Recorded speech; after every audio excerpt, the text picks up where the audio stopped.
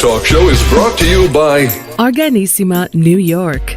Your exotic skin, hair, and beauty source, and your one-stop shop for all your natural and organic skin and hair care, featuring authentic organic Moroccan oil and prickly pear seed oil and much more. Bringing you only the best, straight from the source and proudly produced in the USA. So what are you waiting for? Shop today at www.organissima.com. Organissima, New York. Your beauty is our duty.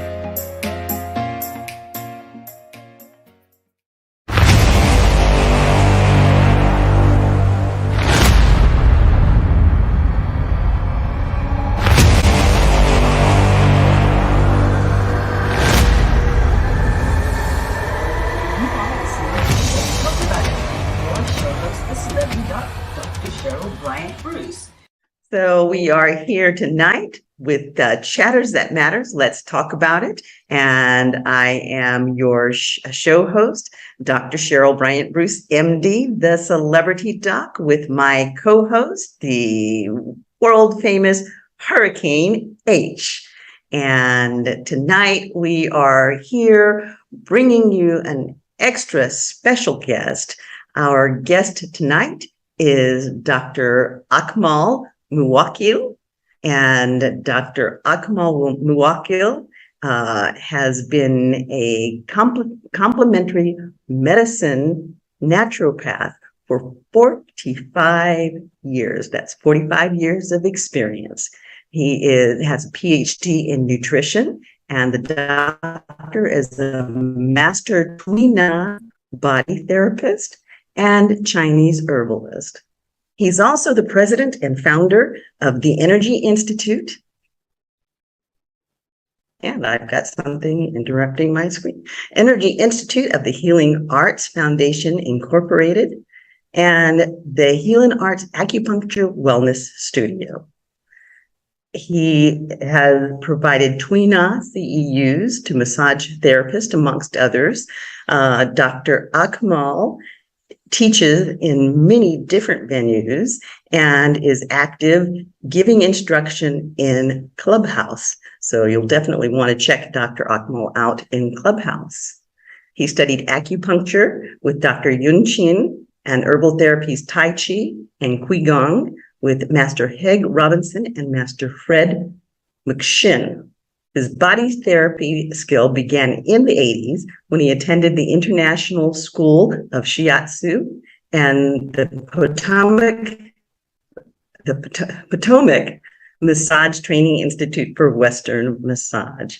He received his BS, MA, and PhD from Clayton College of Natural Medicine in 2008 and Nutrition. In 2014, Dr. Muwwakkil graduated from the College of Acupuncture and Therapeutics with a degree in acupuncture from Nova Scotia, Canada. Dr. Muwwakkil is a gifted author. He's author of Preventing and Healing of Female Imbalances, Cleansing Within the Seasons Through the Art of Fasting, Sweet Mysteries of Life, a Handbook to Naturally Heal Diabetes Miletus, and Food Combining for Optimum Health. Let's welcome Dr. Akmal Muwwakkil. Greetings and welcome, and thank you for giving me this opportunity to share some of my knowledge with your audience on this particular call. Thank you. Dr. Muwwakkil, thank you so much for being with us, and we're excited for you to bring all of that vast array of knowledge that you have about nutrition. So I'd kind of like to jump off, starting this conversation, talking about two things that people are really hitting hard on right now in terms of diets. You know, I mean, every few years or so, you'll have new diets coming around or new nutritional therapies, new superfoods, so on and so forth. But the big talk right now is on lectins and CMOS. So what can you tell us about lectins? Well, when we start to talk about lectins, you know, we have to look at the fact of, well, let me digress for a minute. when I was a child, mom would put them beans in a pot and soak them overnight. And I'd be like, why is she doing that? Just put the beans on the stove and cook them. Well, I didn't learn until I became a nutritionist that mom understood lectins. Where she got that information from, I have no idea. But she understood the factor that lectins create disharmony in the body. It slows the digestive tract down.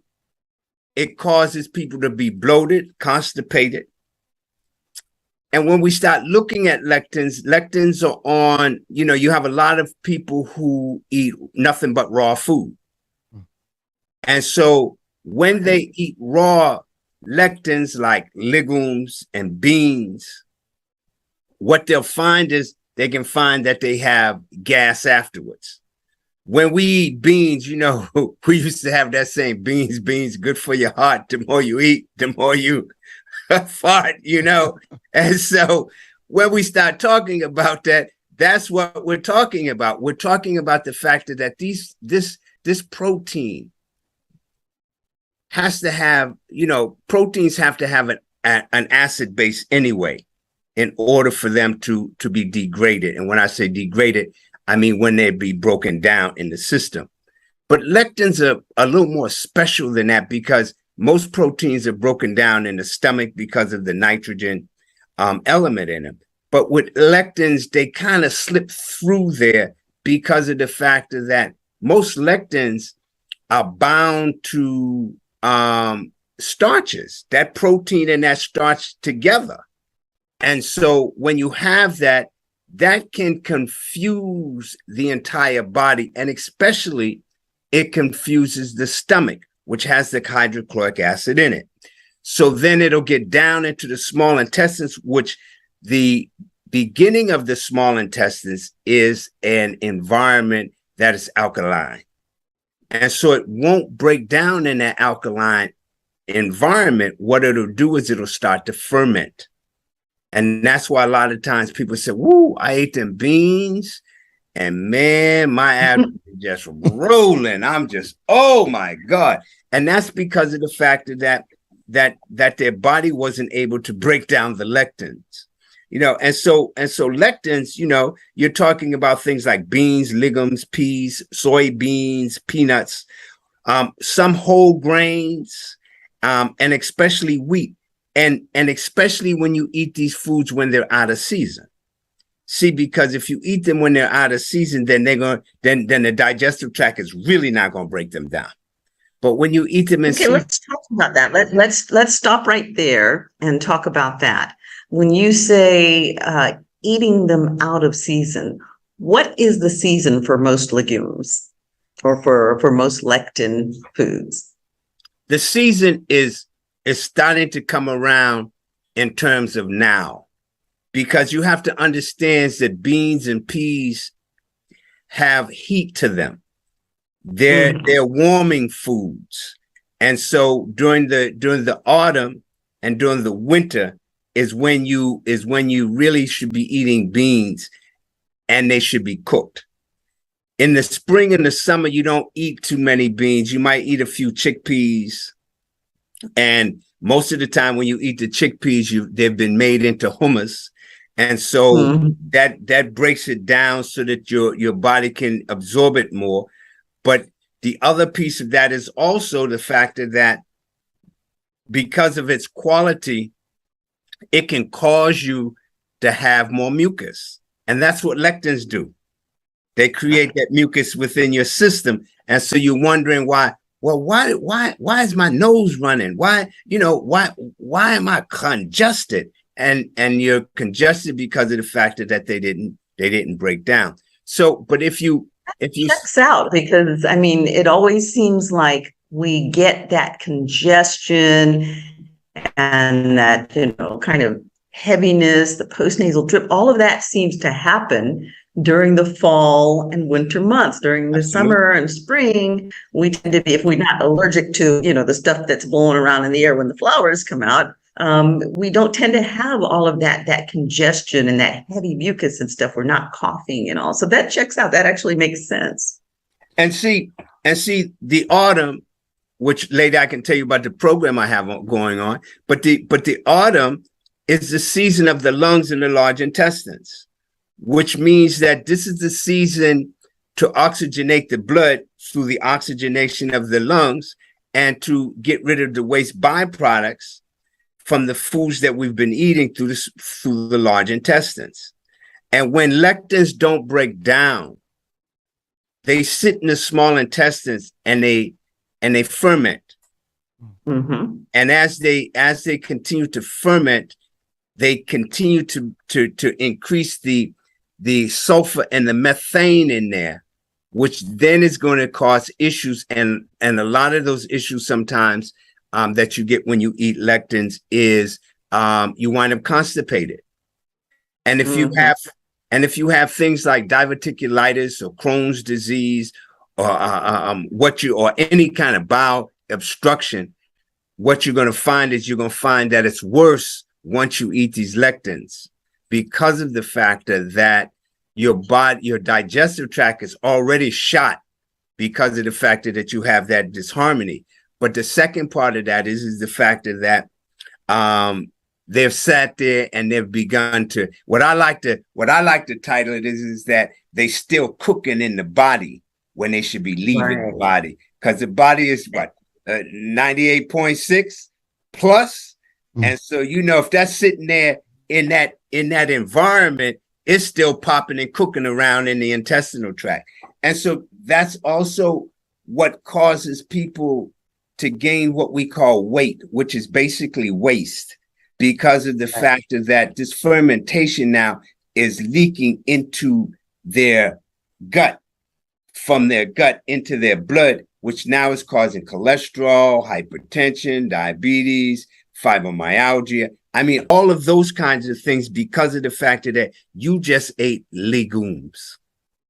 This is what we call leaky gut syndrome. And, we even have the leaky brain, blood-brain barrier. So it doesn't just affect the gut, because there's the nervous connection between the gut and the brain. And I understand that they often call the gut the second brain. Mm-hmm. Absolutely. And the other thing about lectins is the factor that they block the movement of the red blood cell so that it can start to coagulate together. Once it starts to do that, we wind up having tumors, aneurysms, because of the factor that the blood isn't able to flow, so it starts to block. So we really have to be careful how we eat lectins. They need to be boiled, okay?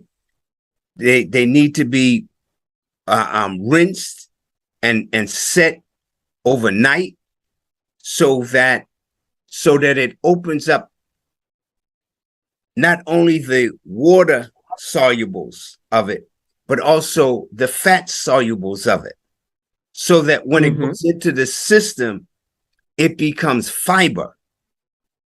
And the fiber then begins to push the waste byproducts out of the body so that it begins to heal the intestinal tract, and especially the gut, so that now the body can receive nutrients and absorb nutrients from foods that they're eating. Some of the side effects from that is like vomiting, nausea. You wind up having an upset abdomen. And if it gets real worse, the body's real interested, because what the body don't want in it, it works to get it out. And so beans, magical fruit, the more you eat, the more you toot. Right. And so what happens is that it either comes out through your mouth or it comes out through the rear, but it's coming out of there. and so you wind up with dysentery and diarrhea. I mean, and bloating and gas. And so, we have to be careful when we eat those, and we have to make sure that they're cooked well. You got to make sure that they're cooked well, because if they're not cooked well, that causes the issue because they don't digest. Yeah. Now, I was listening to a podcast yesterday, and I can't remember what his name. It's Dr. Grundy or Dr. Grundy or something like that. And he was saying that the only way that they should be cooked is with a pressure cooker. And I mean, I grew up on beans. We grew up on black beans, and we never owned a pressure cooker. So what do you say to that? I mean, we've been cooking beans for a long time, and there are many countries that all they do is beans pretty much as a main staple in their diet, and they're not using pressure cookers. So what would you say about that? So what I'd say about that is that on one hand, he is right, because you need them to be cooked at a high temperature.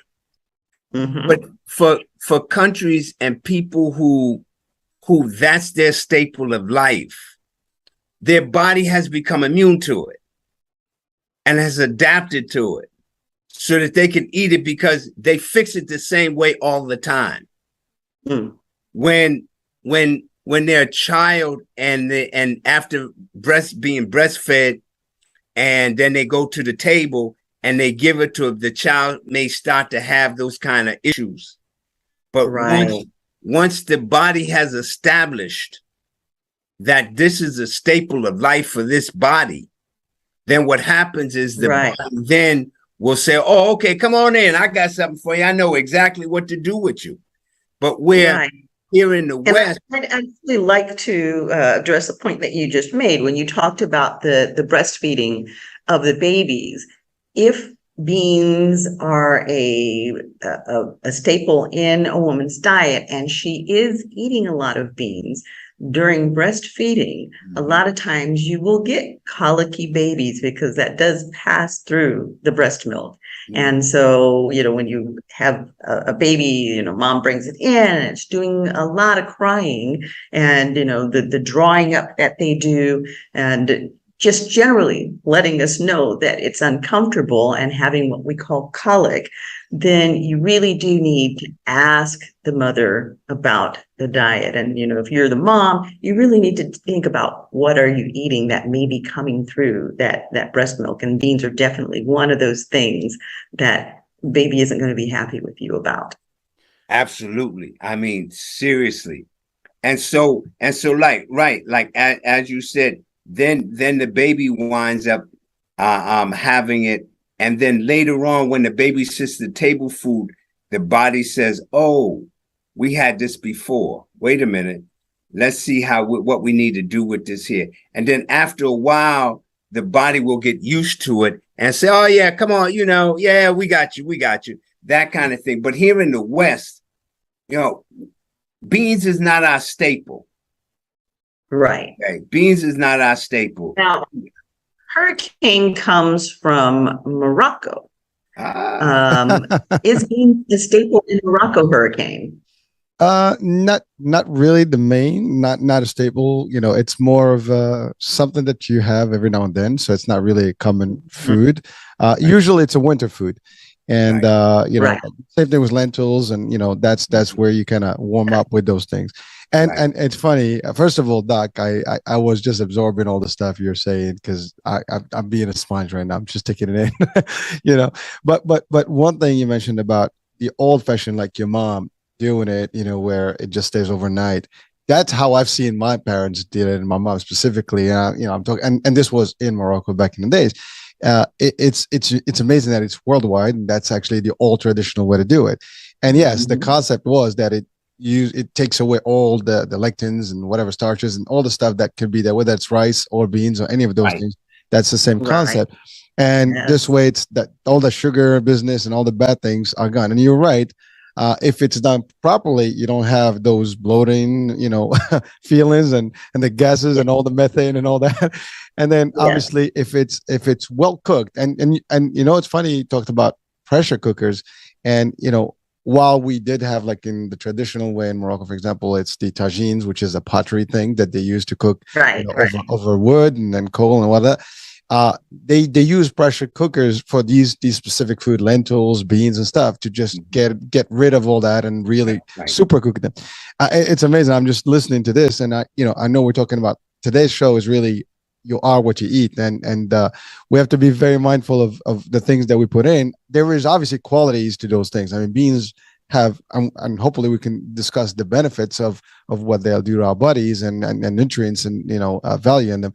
But right now we're talking about like really what to do to avoid any side effects, I would say, to having something that's healthy or something good for our diet. I mean, a lot of folks are vegans, vegetarians, and legumes are part of their diet, and beans are just part of it. And it is probably one of the biggest sources, protein, such as soybeans and all the beans, I would say. So, doctor, if you don't mind, what would be that? We're talking right now about all the side effects or the bad effects, and are there any more side effects, besides the gas and the bloating and potentially, like you said, the ulcers that can happen, and the digestive system, the gut problems that you can get, and maybe even worse things? How bad can it get, if somebody's really having that diet? And Dr. Cheryl, you mentioned something about the babies.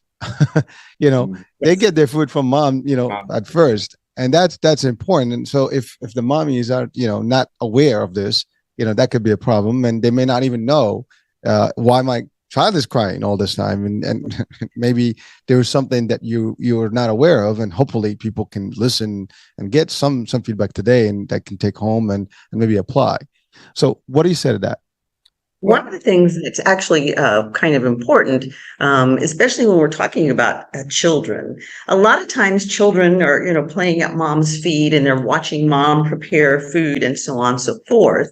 And, mom may be preparing beans, putting the beans into pot. And while she's putting the beans in the pot, she turns her head. Some of the beans don't go into the pot. They end up on the floor. It's really important to retrieve those beans and not let the child get hold of them, because the child may eat them raw. And it actually does not take a lot of beans to create enough toxicity, particularly in a child. I mean, depending on what type of bean it is, 5 raw beans can make a person mortally ill, can actually even kill a person with enough toxins. Baby is obviously significantly smaller than an adult. So eating just a couple of raw beans can make a baby incredibly sick. So that is something mothers definitely need to be aware when they're preparing things like beans that, if uncooked, could be toxic. If they do drop them, to make sure that they retrieve them so little junior can't get to them. And also, they stick beans up their noses and their ears. I can't tell you how many beans I've retrieved from noses and ears. Absolutely. And then, when we start looking at that, because people do eat beans, and like you said, we have vegans who that's one of their major staples is beans, and so when we look at that, there are ways that you can intake them, because they are part of our food supply, and they're a heavy part of our food supply, and especially in the fall and the winter time. Okay. And so when you take them in, you want to also, for instance, one of the things that you can cook with the beans to help them is things like onions and leeks and garlic, because of the factor that the sulfur in that is going to also help break down. Okay. And so, and the lectin. And so when you do that, and, I used to think that she was putting it in there for seasoning. I said, oh, that's the way you season it. You put the onions in there and, for the taste. Right, for the taste, Right. but when you start looking at the factor that you're basically, and let me say this, and I'll get back to it. You're basically looking at the factor that you're a chemist, and your body is a chemistry factory, and everything that you put in it, you wear, you think, you touch, has to do with chemistry. And so when you put this food, any type of food in your body, you're dealing with the chemistry, and your body has to say, what am I going to do with this chemistry that just came through here? Are we going to keep it? Are we going to absorb it, kick it out, or just store it? And so when it does that, then you have to say, okay, so what do I need to make sure that doesn't happen again? And so when you put them onions and the leeks and that garlic in there, what happens is that it tastes so good. It does. It really does. You're making me hungry right now. It really does taste good, And so when you put that in there, what happens is that you change the molecular structure of the lectin, so that the sulfur now works to help to break it down. So when it gets into your system, it's yummy, not, oh, my tummy. You know what I'm saying? Love that. I love that. I love it. So yeah, I mean, now the other thing that I tell people is this, and Dr. Cheryl, I'm big on two things. One is digestive enzymes, and the other one is probiotics. Mm-hmm. And so if you decide you want to eat some lectins, and you don't want to go through the issue of soaking them overnight or putting them in a pressure cooker, and you just want to eat them, my suggestion is to keep you from having all that gas and all that other stuff is to take the digestive enzymes, because lectins can affect the body so much to the point where it can cause autoimmune deficiency syndromes. Yes. Wow. And that's actually a good tip, Dr. Akmal, because while hopefully people are watching our show and they're getting educated on how to do those beans, but there'll be a lot of people who aren't necessarily preparing them in that way, and then we're eating out. So if you're eating out, you don't know how they're being prepared. So taking your digestive enzymes and your probiotics can help you from having problems with the beans when you eat out. Now, can we talk about what are some of the benefits of beans? Okay. So they say that beans good for your heart, and that's the truth. Okay? Because the fiber in beans moves waste out of the small intestines so that the small intestines can absorb nutrients to send to the heart so the heart can circulate the blood. Okay. Also, because they're protein is the building block of the body. Okay. And so because of the protein that's in them, and it's usable, if they're broken down properly, the protein is usable. Okay, because a lot of times we'll put in protein and it's not usable, but the protein is usable. So you're gonna find yourself having more energy. You're gonna find that your muscles function in such a way where you don't get cramps and feel sluggish. They don't feel tired, that kind of thing. And the other piece of that is that once it moves stuff through the gut, you also find that the brain becomes energized because of the factor of that. So beans are definitely good for us, but again, you should be eating them in their season, and you should never eat beans raw. Now, if you decide, a lot of people eat beans very partially cooked, lightly cooked. A lot of people who are on raw food diets will eat peas in their salads, and peas, they're in the legume family, and they, contain lectins. is it dangerous for them to eat those raw or partially cooked peas in a salad, or even in a lot of Asian dishes? Is it enough that the peas are just slightly blanched? Because that's a very common practice with the Asian dishes, and many other cultural dishes will just have the peas very lightly blanched. So is it safe to eat them that way? Well, again, it's how your body's going to react to it. And everybody's body is different. The thing is that, for instance, the Asians, one of the things that the Asians do is, they balance food. Okay. When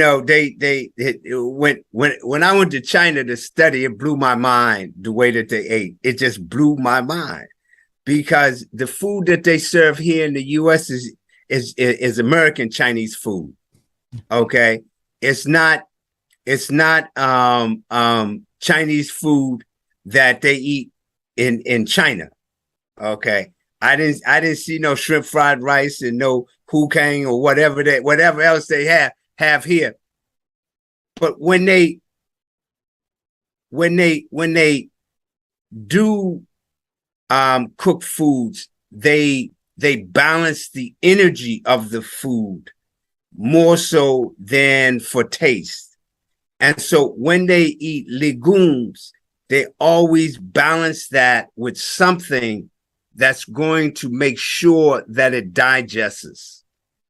And see, in this country, we just have no idea what to eat. We just off the chart, And within the Asian culture, and I studied both Japanese medicine, Michio Kushi, and I studied Chinese food therapy. And so with that, you look at the seasons, you look at the organs of the season, then you look at the foods that have the energy for that season, so that when you eat that food, what will happen is that you will then begin to get the nutrients from it. And so when we start talking about lectins, we have to talk about the fact that, yes, they are problematic. They're very problematic. But they also provide us with certain nutrients, or help the body to absorb nutrients. And that's basically what we want, However, now, would lectins be considered one of the nutrient-dense foods?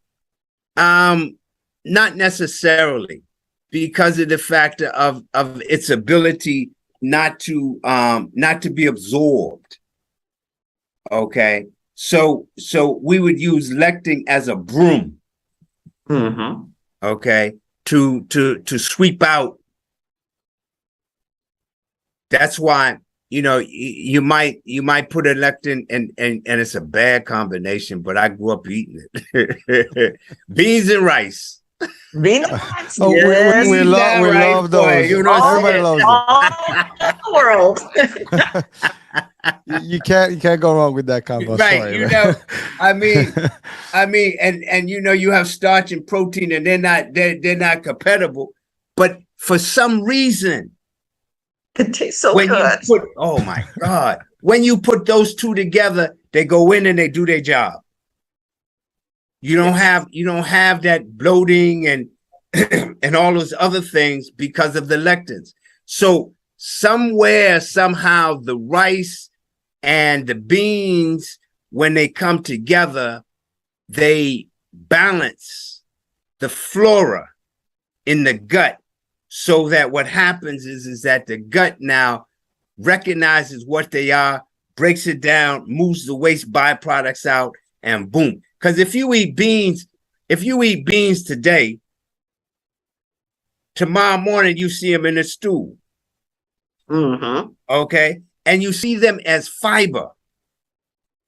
You see them as fiber because that's what they do. They're supposed to go through and pull everything out. They do the same thing that green vegetables do. Green vegetables go in and move everything out. Boom. And so when you eat lectins and you eat them properly, what will happen is you will then begin to see that one, they regulate the bowel, and two, they move out any waste that's been trapped in the bowel tract. Now, it's kind of really interesting when we talked about how the beans and rice, although they shouldn't be eaten together, but yet they are eaten together and they're complementary and it works. I find it interesting that we kind of naturally gravitate towards combining certain tastes that do things like that. For example, we put cinnamon on our sweet potatoes and things that have sugars. We put cinnamon in them and they help to regulate the insulin, and cinnamon on sweet potatoes tastes so good. We tend to combine things that work in a complementary fashion. And we've been doing it for eons. Mm-hmm. How did people know to put these things together? How does our body tell us that these things go together and they're going to nourish us the most effectively and prevent us from getting sick? I mean, I guess a lot of people probably died along the way, combining stuff and trying stuff and sampling stuff until we got it figured out. Absolutely. Well, if I may, there's another possibility, which is, people use these two combos, like you mentioned, rice and beans.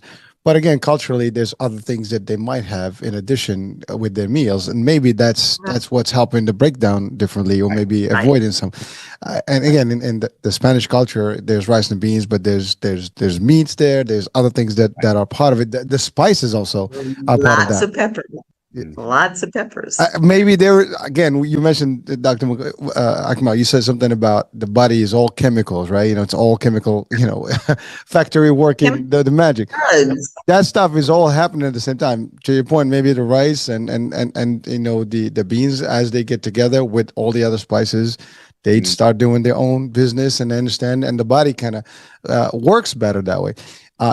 Also, you mentioned something about the probiotics, and I do have a question. We can get back to it later, which is basically which ones people can use, maybe to help.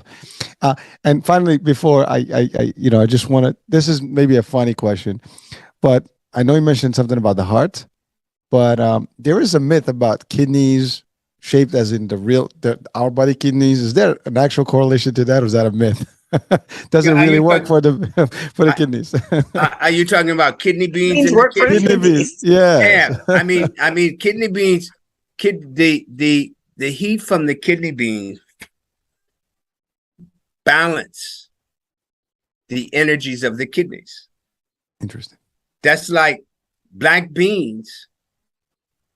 If you're anemic and you cook black beans and you drink the juice of the black beans, it'll heal the anemia.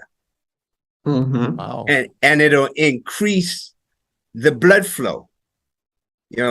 Women that I've worked with who were in a state of gestation, which is pregnancy, I would have them to drink black beans at least once a week to reinforce things like folic acid, things like the B vitamins. You're talking about things like magnesium. So that as they continue in their trimesters, their blood would be nice and their body would be healthy. Wow. So when we use beans, we can use beans as either food or we can use it as a medicine. Yeah. And if we understand, and medicine be thy food, and thy food be thy medicine. Absolutely. And so if we begin to look at that and see, our issue as humans, and especially here in North America, is the factor that we want it to taste good. We don't want, I don't want nothing sour, bitter. Oh no, I ain't doing that. Right. And those are the foods that we need. Like I said, seasonal. So each season, as I said, a set of organs are at their peak. This is the season for the lungs, large intestines. This is the season when the body starts to look for warmth. This is the season of spices. Mhm. This is when you start to put spices on your food. Yep. So that in the wintertime, you really engage things like cayenne pepper, hot stuff, okay? But this is the season when you start to warm, because in the springtime, that's the season when you start to get cool things. Right. So that in the summertime, you give the coolest of the coolest because of the heat of the summer. And the summer has to do, which we're moving out of now. The summer has to deal with the heart, small intestines, which has to deal with digestion and blood circulation of nutrients.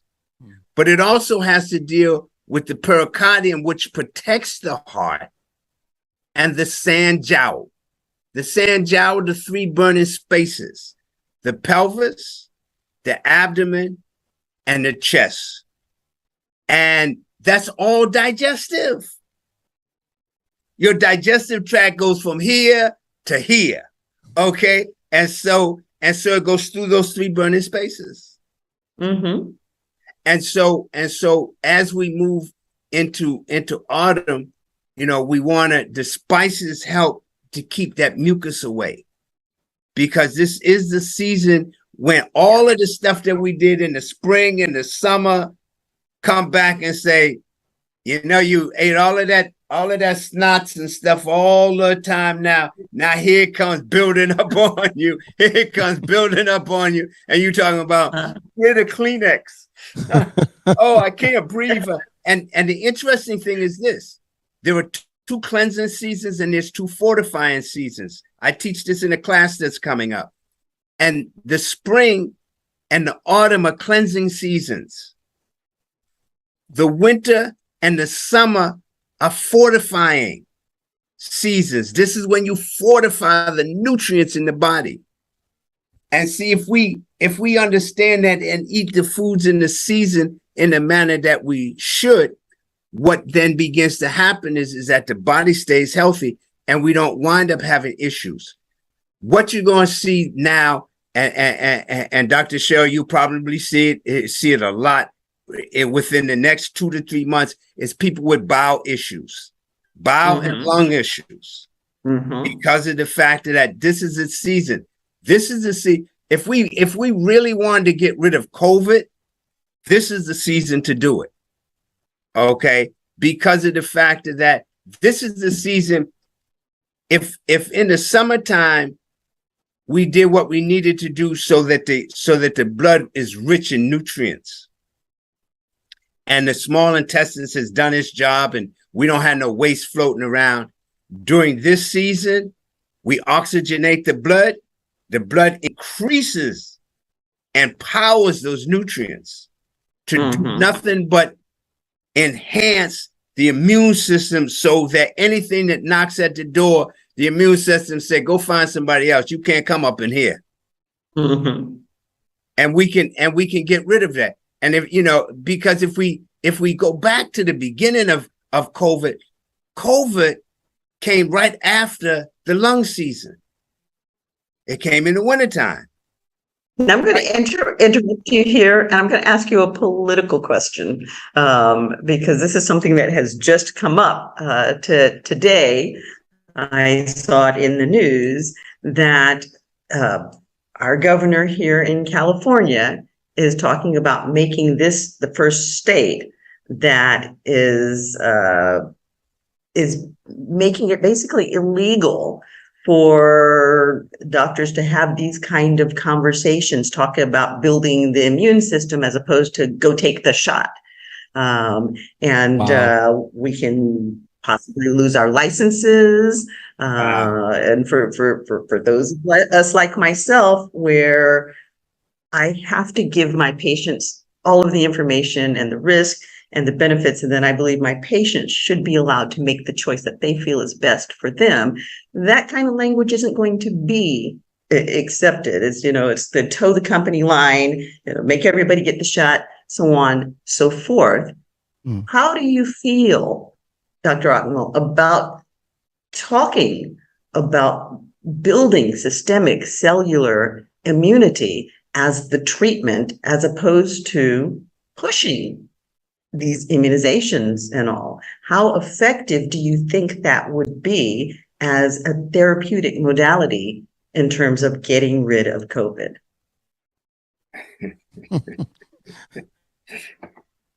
That would be tragic, straight out. Because not that I'm against getting a shot. If a person decides they want to get a shot, well, go get your shot. I don't have no problem with that. My issue is this: you can't demand me to do something because you say that I have to do this. You see, you take away my rights. I mean, it's like what just happened with the abortion. So that means that, don't even start down that road. that in a minute we will have no rights. Yes. In a minute. So that means that the Constitution doesn't mean anything. Right. Because of the fact that you dictated to me that I have to do X, Y, and Z. And if I don't, you're going to lock me up.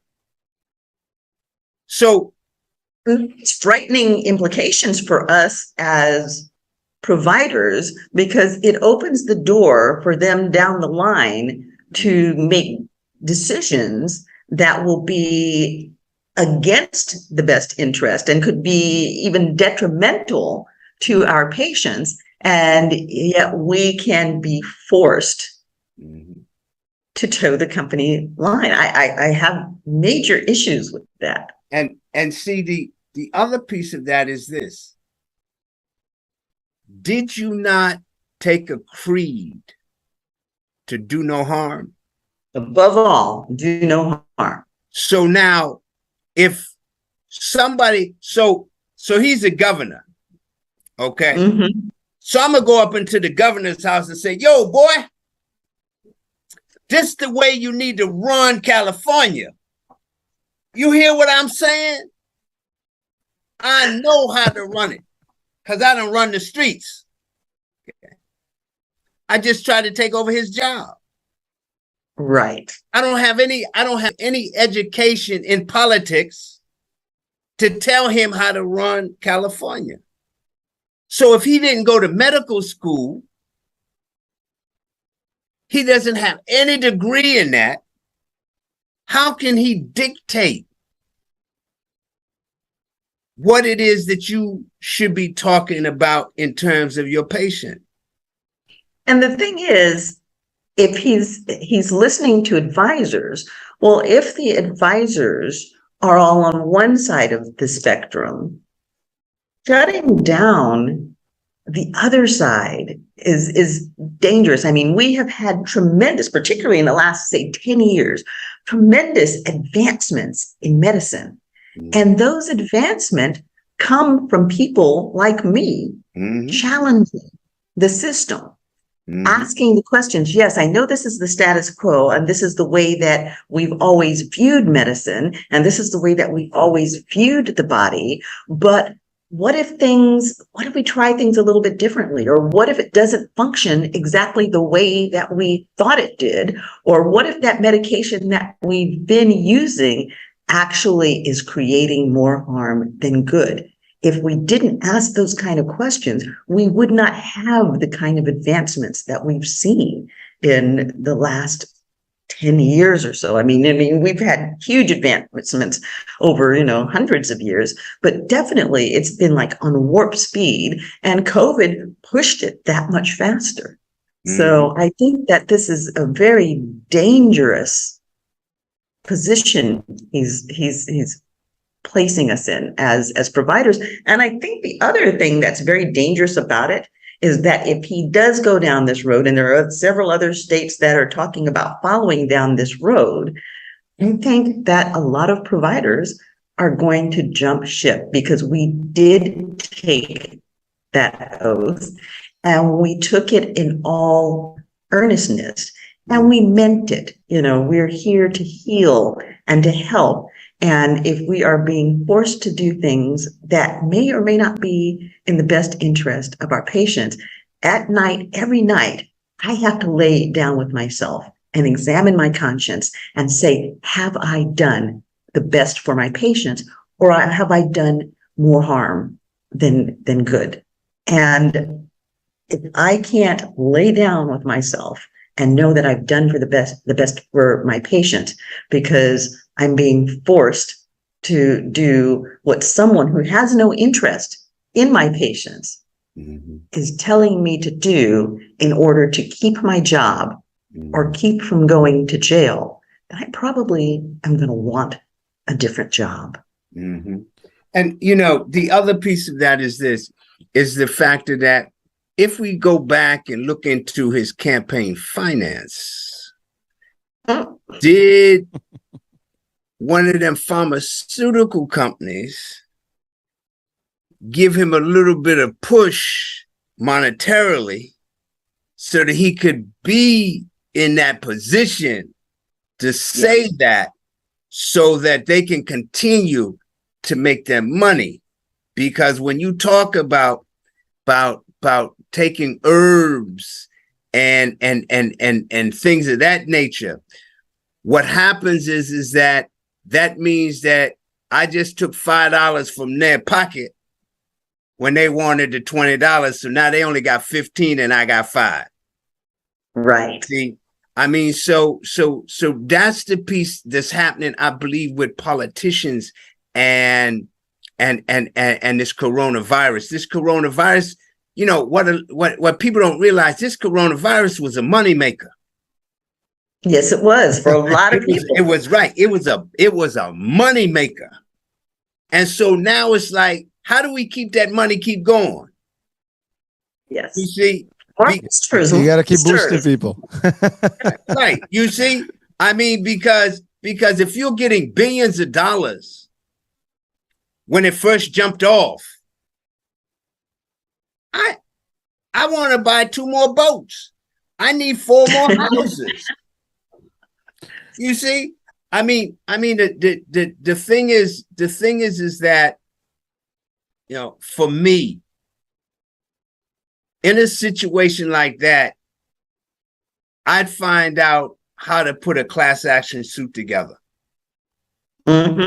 Because I can't go into the governor's mansion or his office or his or her office and tell them how to run the state. So you haven't been to medical school, so you can't tell me how to run medicine. I mean, that's a conflict of interest. It really is. It's a conflict of interest.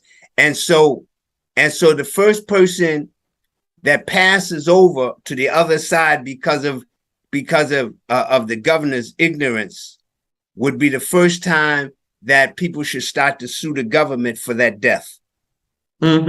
You see, because of the fact that governor had no business with his head in medicine because he ain't went to school for it. Now, if Dr. Fauci come up and say some stuff like that, he got a little more leeway because. But he also has some very significant conflicts of interest. Right. You see, and so the piece of that is the fact that. And see, I try to stay out of politics, because if I get in politics, I'm going to be in trouble. That politics is going to be in trouble. You know what I'm saying? So I kind of stay back from that, because of the way I'm thinking about it. But yes. The piece of that is true to what you said. So what happens in a case like that is the people suffer because that's like gynecologists. When gynecologists started to get sued a lot, you got a lot of them that said, okay, so wait, I don't do that procedure no more. Exactly. Go find somebody that does that procedure. I don't mess with that. Exactly. Okay?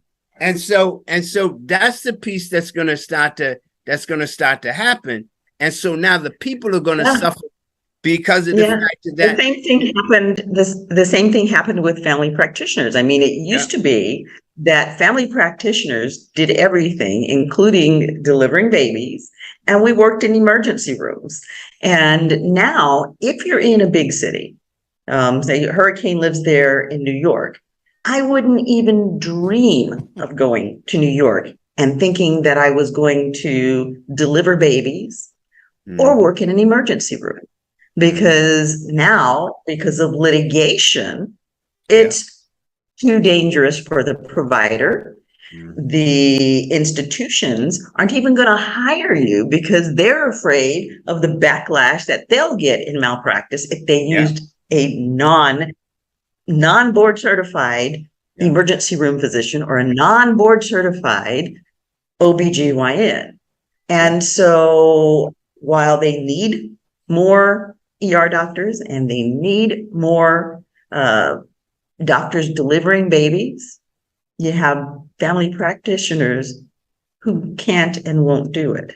And the people get hurt. And the result of that is that when you go outside of the cities and you get into these rural areas, there's also a dearth in physicians for them who will provide those services. So women who are pregnant out in the country may have to travel for hours just to have their baby delivered because the system has gotten twisted. Yeah. Well, so if I may, doctors, I know we're getting into the politics of this, and so believe me, I would love to go in there. I'm in the insurance world, and I can tell you stories about all this stuff. And you mentioned New York, and I happen to live in Jersey and work in New York, so it's a little, it's a little different situation. Jersey is a little less, complex as in New York, but I can tell you both sides they were rough. And I am actually just listening to you. I was just kind of, I mean, really, that's almost like a terrifying decision to even hear that's being decreed here, and shared with the public. But you know what? What we're doing today is a show to show people how to really take care of their health and really build their immune system. Hopefully, people will. Education is key, right? So if we can give enough of this to them, hopefully people will know what decisions they have to take. And regardless of what the government would say, they'll still do. And a lot of people did that during Corona. I mean, one thing that we lacked immediately in Corona was, and I'm a witness to this because my wife is in the fitness world and we have a fitness company. We were shut down. So gyms were, whatever there was something that's going to build your immune system, it was not open. You could not do a lot of activity unless you go outdoors and do your thing. And you're in California, forget it. I mean, that's a state that was locked down probably more than any other state, if I'm not mistaken. Right. Yet we have Florida, who has not shut down at all, and people were still, having their stuff, and the rates were not any different, than any other state, if not even less. I'm talking about mortality and all the other stuff. So it's amazing where people were engaged, doing their part. They lived a healthy living, concept with Corona. They survived it, and for the majority. Now, of course, there are tragedies. People died, and we know that's for a fact. But the bottom line is, we need just to make sure that people understand how their bodies work. The immune system is needing, certain things. We're talking about, some good food here that potentially can help them. Yeah. But you're right. I mean, if you think about it, if you're not going to be able to make the right decisions, you might want to change locations because it's just not going to work. It is crazy. But Dr. Akmal, the bottom line is that most people want to do the right thing for themselves. And most people want to be given the information to empower them to self-care and to do it as naturally as possible. And so talking about, how we eat is a prime way to boost our cellular immunity and to ensure that we all want to live long lives, but we really want to live long, healthy lives. We don't say that, but that's really what we want. We don't want a long decrepit. We want a long, healthy life, and that is determined by lifestyle and what we eat and how we care for our bodies. So, having people like your wife available to educate on fitness, and Hurricane is out there doing his part. If you check in and, watch his TikTok videos, you'll see him working it out. We want to talk about nutrition and, to broaden people's horizons, because, we're all in our own little area, and we generally kind of tend to get stuck eating certain foods that we're familiar with. But if we broaden our horizons, we can incorporate other foods that, may come from someplace else, but they're still within season. So we need to educate ourselves about what's growing in season and where it's coming from, because you can import foods from other places. But the key, as Dr. Akmal always points out, is that you want to eat it in season. And if I may, that's actually a big point. And I've had a few shows before with discussions about nutrition, and that is one of the things that was very common across all these shows, is that because of the way we live today, and because, to your point, food is being exported in off season, and people are eating not in the right time, it is affecting the health period and out. And that's been consensus across all the people that all the guests have had that talked about this. It's almost the same topic that resurfaces every time. We are not like traditionally you would go to the farm, like winter, you have certain foods. Summertime, you have certain foods, and that's all you have. It's not like these street farms where you have things that are being generated in off time, and they're not as healthy.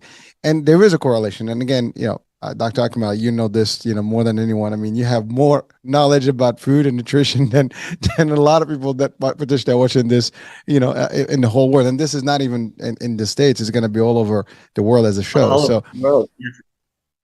Right. So, so when you start looking at foods and seasons, you really have to look at the factor that what grows around your area within 100 miles radius. See, because that has the same energy that your body has, and it has the nutrients that your body needs. The other piece of that, though, is this. If you're from another country, okay, then you should also incorporate foods from that country that you would eat during that season. See, because a lot of people that come from Africa, the Caribbean, places of that nature, what happens? What happens is they want to come to America because we're supposed to be the greatest. So they come, and then they start eating that garbage. And they forget about what they've been eating all of those years. And then they wind up having cancer and diabetes and hypertension and stroke and all of that. And the fact of the matter is their body's saying, you remember when you used to give me them peas and rice? What happened?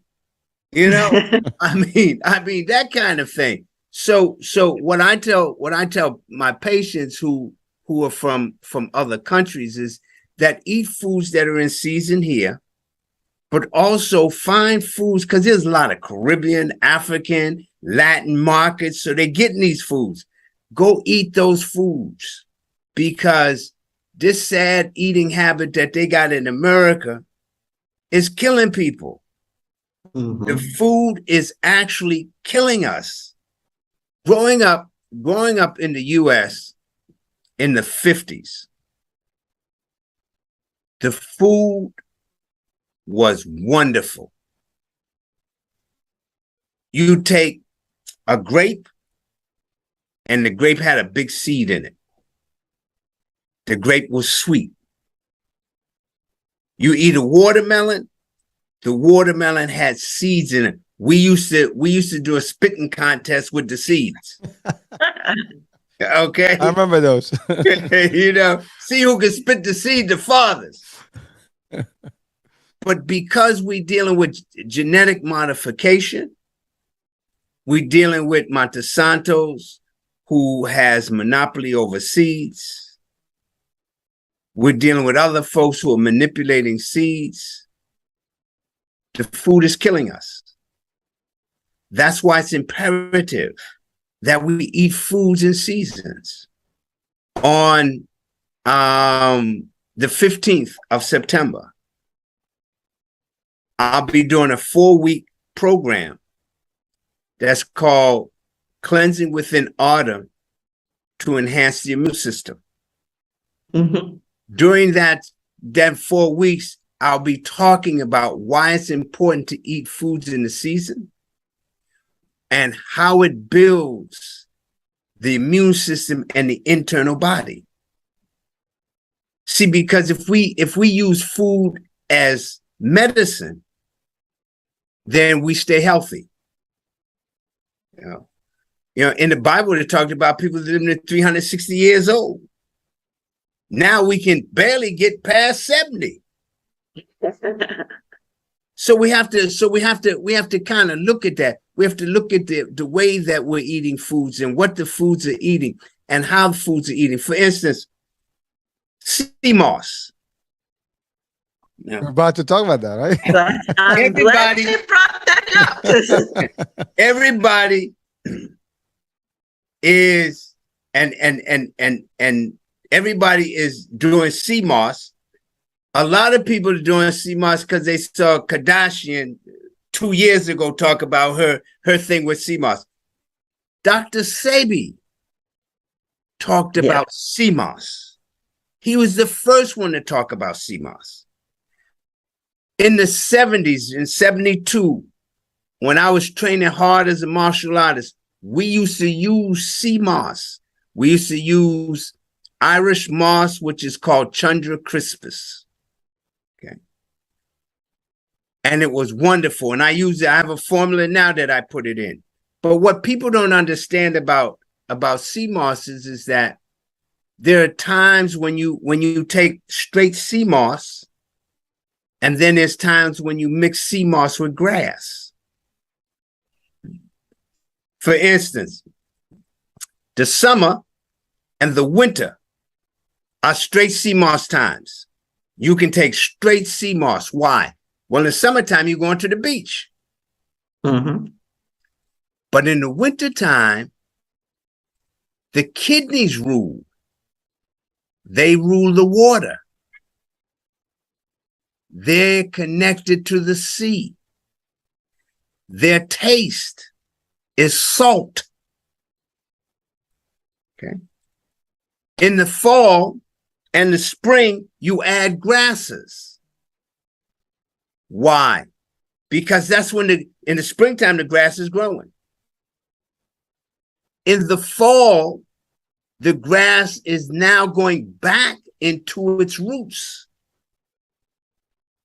So if you're putting in too much salt during those 2 seasons, it can affect your thyroid,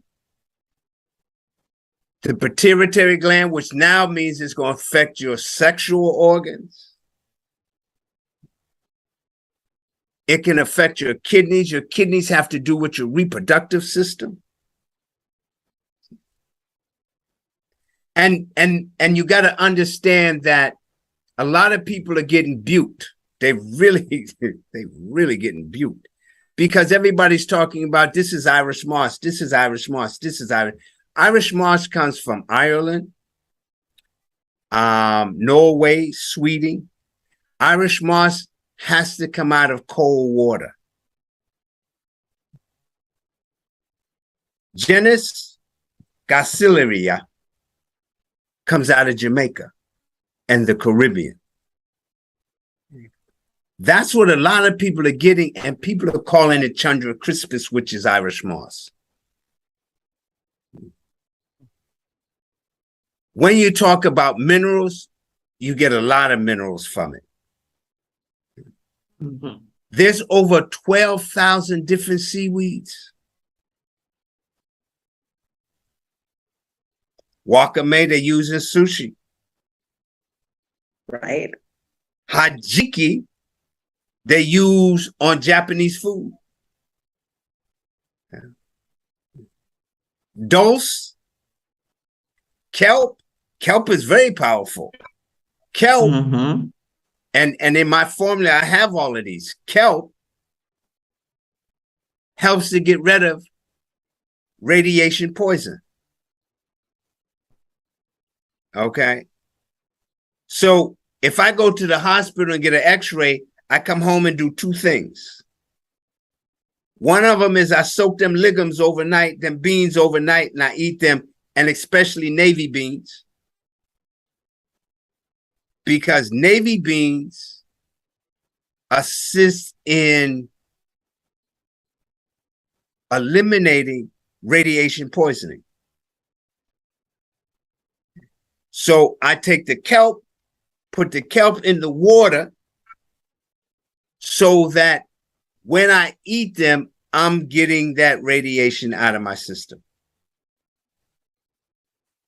Things like cadmium, arsenic. Yeah. So when we start talking about and the modern word is moss, we call it seaweed back in the day. Back in the day, it was like, yo, you get some of that seaweed was over there. Algae. And it's also about how people work with it. Right. What they put in it.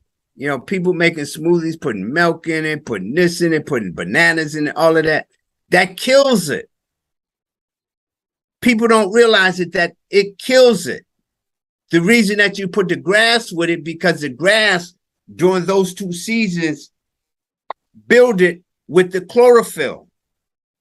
And what chlorophyll does is chlorophyll perforates the blood cell. So it cleanses the blood cell and maintains the integrity of the blood cell so that the minerals from the sea moss can be absorbed in the body and the body can function in such a way where healing is going on within the body. Now, Dr. Akmal, if someone wanted to get a good quality sea moss, where would be the best place for them to look for it? They would. And how would they take it? Okay, so they could contact me because I have good seaweed, sea moss. But what you want to make sure is that you want to make sure that whoever you purchase it from, you should make sure that their quality is good. You should make sure that they're getting authentic sea moss. And because sea moss has become a commodity now everybody's selling sea moss. Matter of fact, I was driving down the street the other day and somebody had put one of them signs out saying, "We got good sea moss." I'm like, oh, Lord, have mercy, Here we go, But selling sea moss and mangoes. Right. Yeah. I mean, and I guess during next summer, you'll see people on the corner saying, "I got sea moss here. You get your sea moss over here." That kind of thing. But I would tell people to make sure that the quality of it is good. And then, I would say I have a rule that I use, and it's called 5 and 2. 5 days on, 2 days off. And the way that I have people to really deal with that is tell them, say, Monday through Friday, you're taking this. Saturday and Sunday, you don't take it. That way you're not trying to figure out, when did I start? When do I have to end? Right. That kind of thing. And each season, you put it in differently because of the fact of the way that you want to get the minerals from it. And again, as I said, especially in the fall and in the spring, you want to add grasses to it. Our component has wheatgrass, barley grass. Off top of my head, I can't remember the rest of the grasses in it. But you want to, but you want to get that chlorophyll in there because of the fact that during this season. This is a season of chlorophyll. You know, as the trees turn orangish brown, that's that chlorophyll coming out, going back deep into the roots. And so your body is doing that because now your body, your digestive tract is starting to slow itself down, which means that everything is starting to go back inside for the healing for the winter, because the winter is the most powerful healing system of them all. It would be nice if people in the wintertime, when December 21st came, the first day of winter, people call their boss and say, all right, now you know you got to pay me through the winter, but I'm going to stay home and hibernate. I'm going to hibernate. You know, and most of the healing in our body does happen when we're sleeping. And so that extended night of winter does create that space for that to happen. And so we're coming close to the 90-minute mark, and we need to kind of start wrapping up. What, very briefly, would be the key takeaway points that you want our audience to have? And can you give us your contact information, which we will have posted when we air the episode, so that all of our listening audience can easily reach you and get that information? So, what I'd like to leave people with is this. Your body is a temple. Your body is a chemistry factory. You're the chemist. Mm-hmm. Be aware of what you put in it. Be aware of how you think about things. Be aware of what you wear in terms of clothes, because your skin is the largest detoxifying organ of the body. I would say take digestive enzymes, probiotics, and make sure the probiotics come out of the refrigerator. The ones that I suggest to my patients is called PB8. Okay. Eat foods in their seasons. Drink plenty of pure distilled water. And love yourself. That's some powerful stuff. That is very powerful. We're gonna highlight that one. That's like that. Forget about it. That's like really the advice of life. So Absolutely. And I mean, you've had so many great tips, and there was just so much to unpackage. I kept wanting to run off on different. We could spend hours on any one of the things that we were talking about. So we definitely would love to have you come back, my brother, and share some more of your knowledge with us.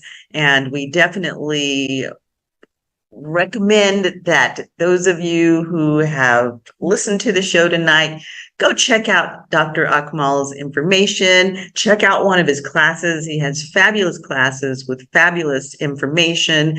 You can also check us out at either one of our sites. You can check me out at Dr. Cheryl Bryant Bruce at CherylBryantBruceMD.com.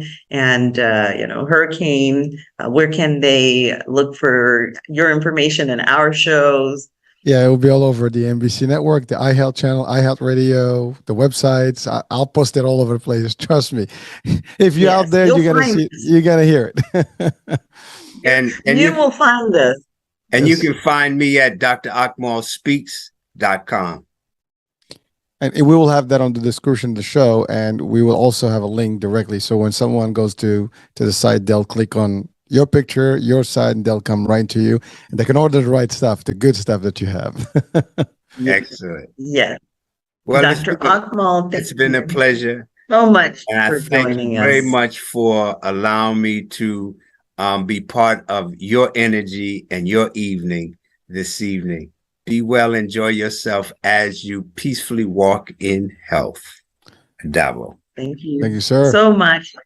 And thank you to our listening audience for joining us to hear these wonderful bites of information that will help you to grow in wellness and to help you have healthy longevity. Remember that you are your greatest asset. Invest in yourself. We're Chatters That Matter. Let's talk about it. I'm Dr. Cheryl Bryant Bruce, MD, the celebrity doc, and we have with us Hurricane H. Well, folks, thank you for being with us. It's been great. A lot of information. So stay tuned and check out the site, check out the links and get the information. And come back and join us again soon. See ya. Have a great week. Bye for now. Helpful.